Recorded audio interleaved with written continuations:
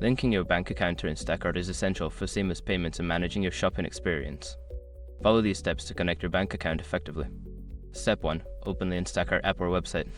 Start by launching the Instacart app on your mobile device or visiting the Instacart website on your computer.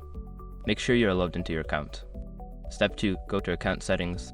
Navigate to your account settings. This can typically be found by clicking on your profile icon or name, usually located in the top right corner of the screen.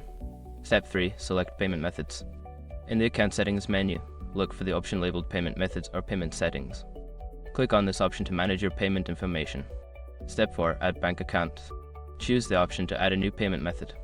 Select Bank Account or Add Bank Account and enter the required details such as your bank name, account number, and routing number. Step 5. Confirm and save. Review the information you entered for accuracy.